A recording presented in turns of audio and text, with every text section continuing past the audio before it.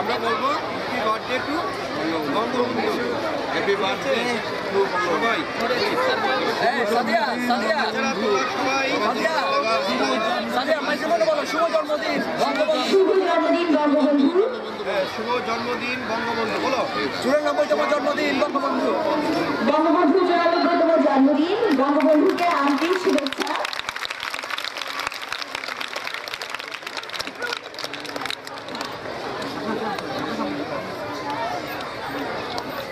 Good, এবার হাতে তালি দিয়া আমরা ইয়ে করি। হ্যাঁ তালি দাও সবাই সবাই।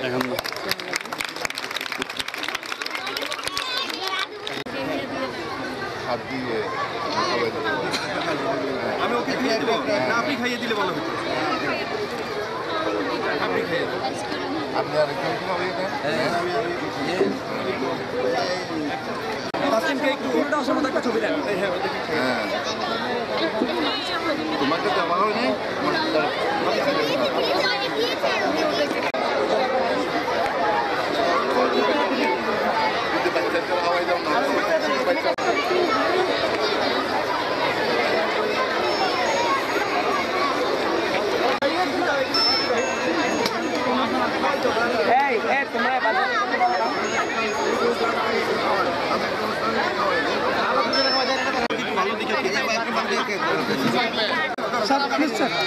ওনার হাতে দাও।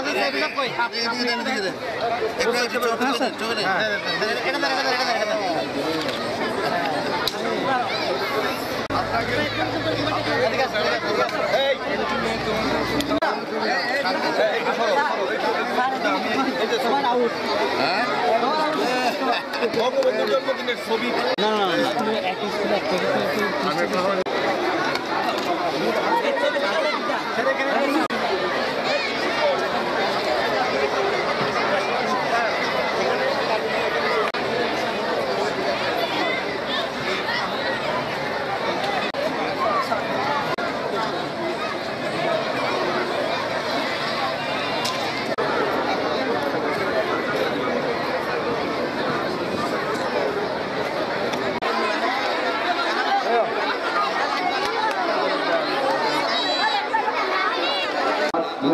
কখনো বাইগার নদীতে সাঁতার কেটে বন্ধুদের সাথে হল্লা করে এক দূরত্বপনায় তার শৈশব অতিক্রম করেছেন এবং আমাদের জাতির জীবনে যখনই কোনো একই সাথে জাতি হিসাবে বাঙালিকে নিয়ে গিয়েছেন অসামান্য অনতিক্রময় গভীর। আমাদের আজকে প্রতিবাদ্য বিষয় যে বঙ্গবন্ধুকে জানবো আদর্শবান মানুষ হবো।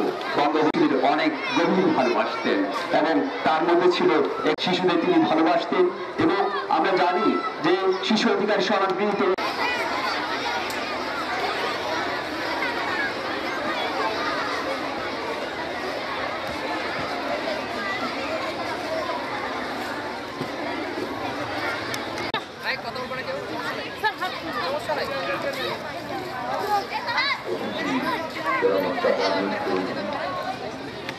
সেখানে এবং বঙ্গবন্ধুকে তখন সেখানে যাওয়ার জন্য আমন্ত্রণ জানানো হয়েছে। তখন বাংলাদেশ ছিল বিশ্বের দ্বিতীয় বৃহত্তম মুসলিম দেশ। বঙ্গবন্ধু বলেছে আমি কোনো পাকিস্তানের নেতা হিসেবে ইসলামাবাদে যেতে পারি না। সবাইকে ধন্যবাদ। জয় বাংলা, জয় বঙ্গবন্ধু, বাংলাদেশ চিরজীবী হোক। অত্যন্ত সাহসী ছিলেন। যখন চতুর্থ শ্রেণীর ছাত্র ছিল তখন তৎকালীন প্রধানমন্ত্রীকে স্কুলে দাঁড়িয়ে সামনে দাঁড়িয়ে স্কুলের সমস্যার কথা।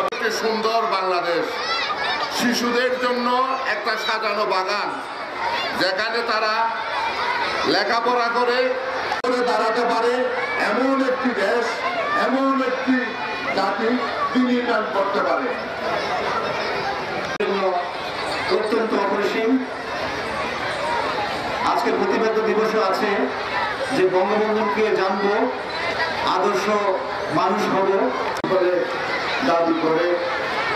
আমি সমালোচনা করছি না, তবে যারা দাবি করে তাদের নেতাও কোনোদিন নিজেকে গোসল বলে জীবিত থাকা অবস্থায় দাবি করেননি। সেই কিশোর বেলায় বাল্যবেলায় তোমাদের মতো সে যন্ত্রণা ছিল, সে গ্রামে গঞ্জে ঘুরে বেড়াতো এবং সেই সুযোগের অপেক্ষা থাকতো যখনই কোনো অনাচার হতো। জাতির জনক বঙ্গবন্ধু শেখ মুজিবুর রহমান, ওনার সেই ইতিহাস, গৌরবময় ইতিহাস এই সংক্ষিপ্ত সময়ে বর্ণনা করা আমার পক্ষে সম্ভব নয়। এবং আমরা আমাদের 2021 সালের মধ্যে বাংলাদেশকে একটি মধ্যম আয়ের দেশে এবং 2041 সালের মধ্যে বাংলাদেশকে একটি উন্নত দেশের কাতারে সামিল করার যে চেষ্টা, যে রোডম্যাপ, সেই রোডম্যাপ বাস্তবায়নে আমরা যার যার অবস্থান থেকে চেষ্টা করে যাচ্ছি। আমাদের উনি এই উপমহাদেশের একজন হাজার বছরের মধ্যে একজন শ্রেষ্ঠ নেতা জন্ম নিয়েছিলেন সেই টঙ্গিপাড়াতে। ওনার সম্বন্ধে বলতে গেলে অনেক সময় লাগবে, যেহেতু দু একটা কথা বলে আমি শেষ করবো। আমাদেরকে গড়ে তোলার জন্য দায়িত্ব দিয়েছে, আমরা গড়ে তুলব। আমরা গড়ে তুলব কিভাবে? আমরা যে স্বপ্নের সোনার বাংলা গড়ব, আমরা কিভাবে গড়ব? আমরা তো লেখাপড়া করতে পারি না, আমরা করি না। লেখাপড়া শিখে মানুষের মতো মানুষ হয়ে ভবিষ্যতে এই দেশটিকে কান্ডারি হিসাবে গড়ে তুলবে। এই দেশটিকে গড়ে তুলবে তারা, এই শিশুরা। সেই শিশুরা যদি এখানে এসে পরিবেশ সৃষ্টি না করলে পরিবেশ হবে না, শিক্ষা হবে না, ভ্রান্ত ধারণায় চলে যাবে। শিশুদেরকে আদর্শবান করতে হবে, মানুষের মতো মানুষ হয়ে। এমন কোনো মাপমা নাই, এমন কোনো শিক্ষক শিক্ষিকা নাই যে আমার সন্তানটা খারাপ হোক। সবাই চায় যে ভালো হোক। তো পরিশ্রমী হতে হবে, অধ্যবসায়ী হতে হবে, সেগুলোকে শিশুদেরকে শেখাতে হবে। দ্বিতীয় হয়েছে অনামিকা হক, পঞ্চম শ্রেণী। অনামিকা হক, পঞ্চম শ্রেণী। হাজি হাসান আলী সরকারি সুলতানা, দশম শ্রেণী, সরকারি বালিকা উচ্চ বিদ্যালয়। বলো আমি তুলো ভালো করে। এই তুমি আরো পিছনে আসো, আর তোমাকে দেখা যাচ্ছে না।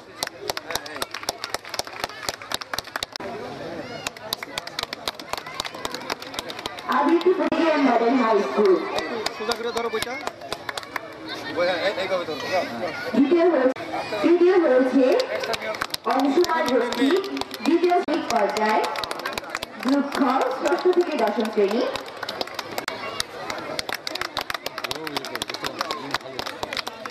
সরকারি বালিকা উচ্চ বিদ্যালয় শিমলা। তৃতীয় হয়েছে ফৌজিয়া ইসলাম শিশা। এই যে দেখেন, এটা কত সুন্দর না দশম শ্রেণী, তরুণী বেকারি উচ্চ বিদ্যালয়, জাভেদ বিদ্যালয়, সোয়া তাসলিম লোভা। তৃতীয় হয়েছে তাহমিনা সুলতান পর্যায়, গ্রুপ খ, ষষ্ঠ থেকে দশম শ্রেণী।